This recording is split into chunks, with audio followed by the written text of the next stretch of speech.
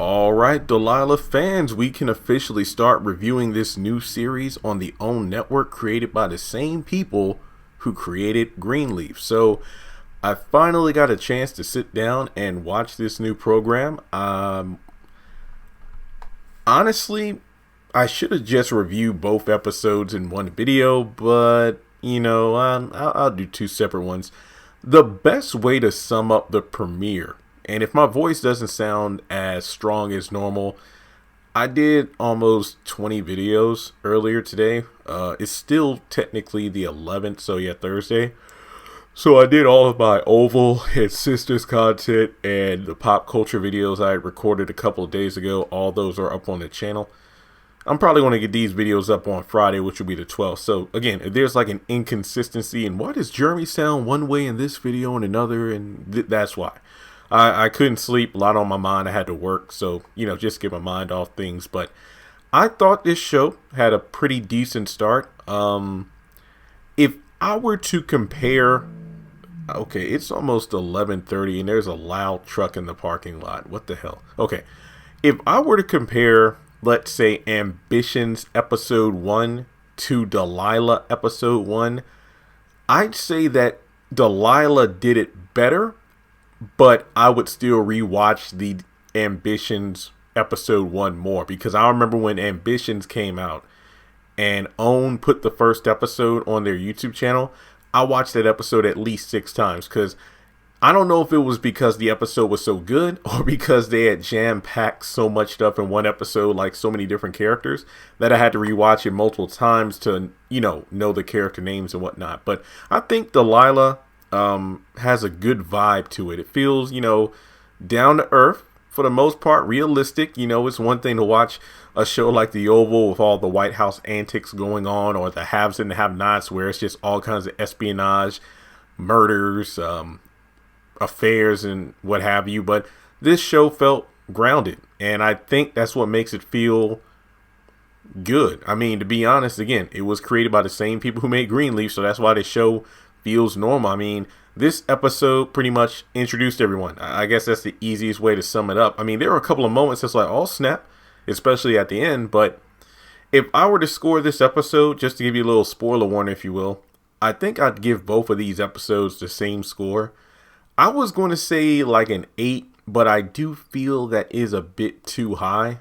I would give these both episodes, because remember, I want to do a separate video for each episode. I'd give this episode like a strong 7 out of 10. Like, I think it had a decent start to the series as a whole. And it's like, I'm not going to grade it too high, too low, because the show just started. So I want to see, like the structure of it, how the plot elevates, that kind of thing. So 7 out of 10. So before getting into the nitty gritty of the episode, take a moment to hit like and subscribe so we can get the channel ratio up. I'm talking that percentage of how many people watch my videos who are subscribers versus people who aren't. And follow me on social media. Links are in the description below. I still got to make a Delilah Facebook group. I will do that today. And hit the bell notification icon and select all. That way you don't miss out on anything I post. The episode title is Everything to Everybody, and to be fair, that pretty much sums up Delilah in a nutshell. I mean, she's a hard-working woman who's trying her best to be the best mother, auntie, sister, colleague, friend that she can be. I mean, we start off the episode with her getting a text from, I believe, the character, and I'm going to have Wikipedia pulled up on my screen too, because I do know some of the names, but I just want to make sure I get them right. Leah Davis, who I believe is an old friend from college, and she's helping her kids get ready for the day. Her secretary is Harper, and she is fine. Yeah, so Delilah's secretary, Harper, pretty much hits her up about upcoming cases and clients for her law firm. And we also have Leah Davis in her office, and Delilah was like, I don't want her, but then she's like, she's in the office. Oh snap.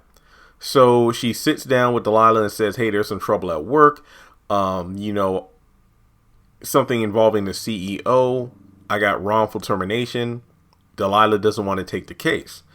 And life is rough for her right now due to several things going on, from, potential eviction, low on money. And Gary Shea was one of the manufacturers at the company she worked at. And, he was kind of privy to the fact that the radios that were being used for those in the armed forces had some sort of technical malfunction that was kind of being buried underneath the carpet, or, what swept under the rug for the sake of money. And this show doesn't seem to have a theme song. It just has a cut to black. Then the word Delilah pops up, and then we go back to the episode and the cast names pop up on screen.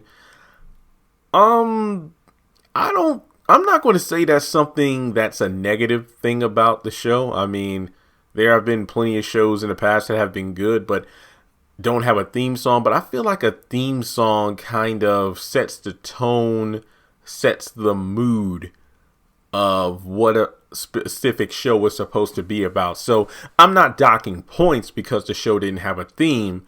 I just felt like, a theme song would be pretty good. Like Greenleaf. Amen. Amen. Like, I was hoping we get something like that, but oh well. In any case, she gets a call from her ex-husband. I believe his name is Gordon. And it seems like those two obviously aren't on the best of terms. And I will say this, I forgot to mention this at the beginning of the episode. They were paid pretty well.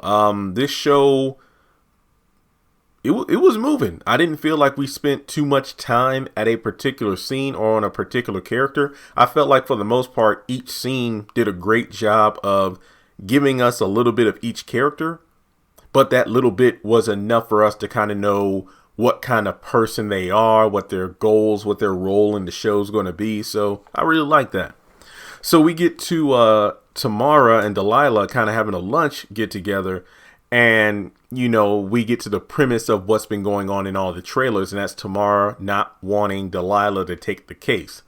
Because Leah apparently is just nothing but trouble. More like a moocher, liar, that kind of thing from college days. Like, oh yeah, she took your boots, claimed they were hers, but they were still in the shoebox with your name on them. So then from there, we go over to Mrs. Barnes. Oh yeah, Demetria. She is a new ambitious lawyer who was inspired by Delilah, and she wants to work for her at the law firm, but she makes it clear that unfortunately, I can't hire you due to the fact I got a small practice. But, she pretty much wowed her by the case Delilah did. And it turned out this case was actually for Harper.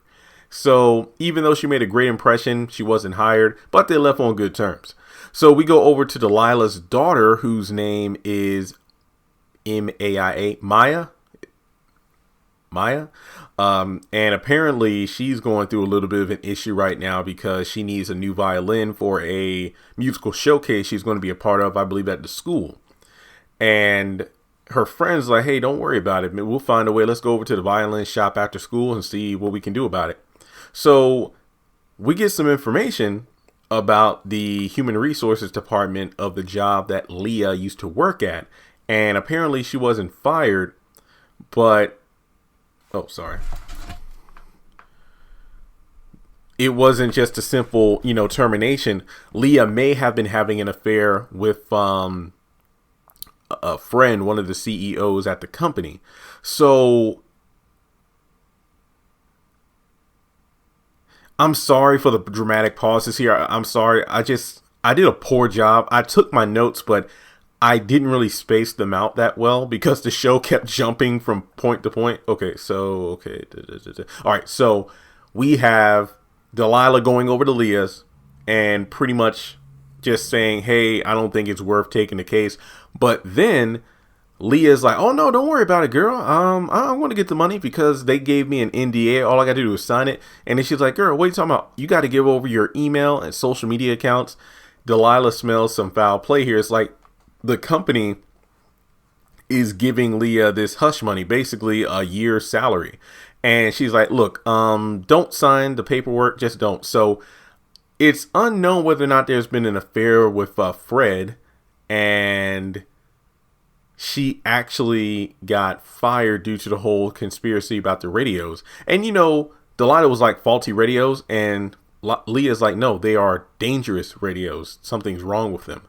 So she's like, you know what? Wait until tomorrow. But they want it today. No, oh, no. They're going to wait until tomorrow. You wait until tomorrow to sign those paperwork. Let me look into it. So we go over to Maya at the violin store.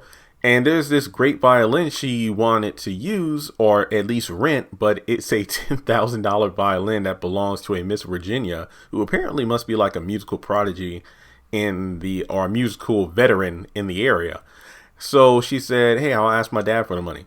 So we got Delilah calling Gary Shea and leaves a voicemail. And, it's kind of funny because they're at the dinner table and Maya's asking about the violin. And she's like, oh, no. $10,000. Look, to be real, I remember those days, what was it, whether it be a field trip or, the book fair or, some sort of event at school that required money. And I remember how hard it was to get like, maybe 10 or 20 bucks, 10 if you're lucky.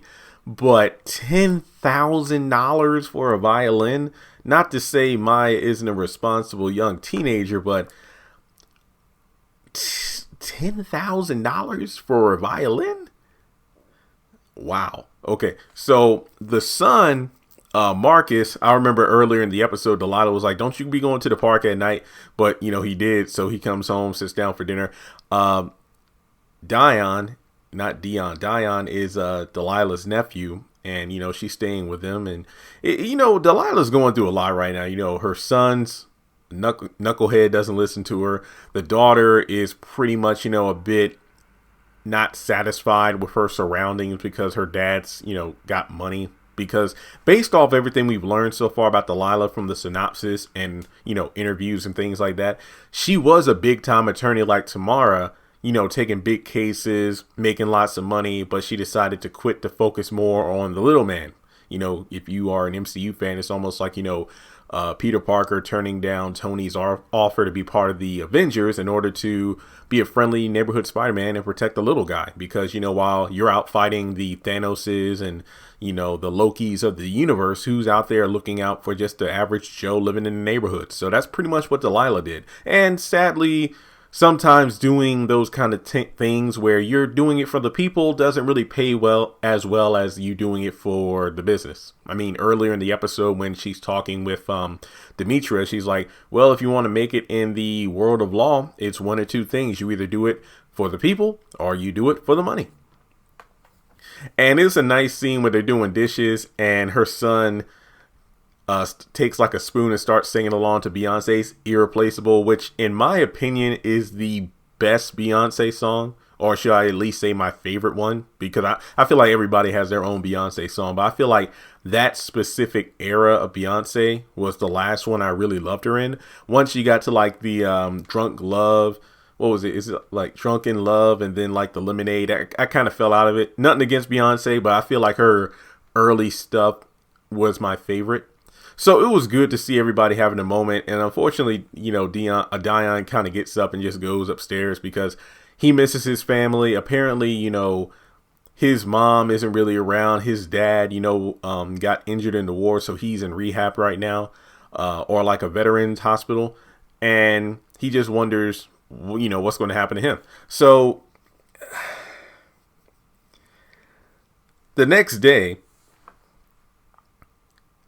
Delilah goes over to see Gary, and he pretty much tells his wife to go back in the house, and he's like, no, I can't tell you anything about the radio. Leave me alone. Go away. I'm being watched. And sadly, when Delilah gets back to her vehicle, she calls Leah to say, hey, you know what? Don't sign that paperwork because something funky's going on. And as she's driving away, she looks at a van across the street and can see this one dude sitting there, and he lets up his window. Pretty much the guy watching Gary. It looks like Gary is about to move too. So Tamara goes to the office with one of her bosses, and it seems that she would make partner if this whole problem goes away. Partner to the extent that his father, who runs the business, will not question. So this court case, if she's able to hopefully squash it before it gets to court, will make her career. So we go over to the violin recital, and Maya's killing it on that violin. Tamara's over there. Auntie Tamara's there filming the whole thing. Gordon, the father, shows up. And at the end of the, recital, it turns out he did get the violin for her. And it's ironic because it turns out he only sends $200 a month in child support, but he drops $5,000 on the violin. Wow. Okay, next page of notes here. So we go over to, I believe this is Tamara's place, and Tamara and Delilah are just chilling, having a drink. And apparently they go over the Grant Osborne meeting. Long story short, just to put it, to sum up the scene, they don't want to go against each other in court. Gary Shea actually calls Delilah to meet up with her at 5 o'clock on Sunday. So Dion's about to go over to his mom's, but it turns out she gets a phone call. Delilah gets a phone call from her private investigator, Mace, and he said that he would look into the information about the guy that was sitting outside of Gary's house. I mean, if you watch Black Lightning, I guess you could say Mace is the Gamby to Delilah's Jefferson Pierce, or if you're a Spider-Man, Homecoming fan, Mace is the guy that's in the chair, except he works out and does stuff. All right, so after that, Dion is going to the military hospital to visit his dad because this is the time he's about to be picked up by his mom. Unfortunately, she hadn't shown up yet. And, Delilah asked him about the whole radio stuff. It's like, yeah, that radio system is the same one we used overseas in combat. And it turns out, it had been 6 months since Dion's mother has been around, and apparently she's not coming today. So she asked him not to go on a second tour, and unfortunately, when he went on the second tour, that's when he got injured and got placed in a wheelchair. So because of the dangerous radio, my guess is, could this faulty radio system, or not faulty, but as Leah said, this dangerous radio system be the reason her brother's in a wheelchair? I feel like that will add another personal layer to this whole situation. And I'm guessing that, his wife, Christine, isn't willing to be married to somebody in a wheelchair who's crippled because it's something she didn't sign up for. I mean, hey, that's one thing, but don't neglect your son. Damn.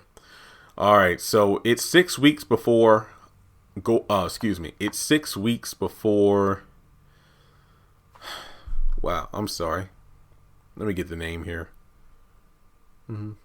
Nate, I'm sorry. Before Nate gets discharged from the hospital and comes home. So turns out that Delilah gets a call from Mace, and Gary, the guy who was supposed to meet up with Delilah on Sunday, is dead. And that's the end of the episode. So overall, I thought this episode did a pretty solid job of introducing most of the core cast of characters, establishing the story of Delilah and what her journey is going to be throughout the season.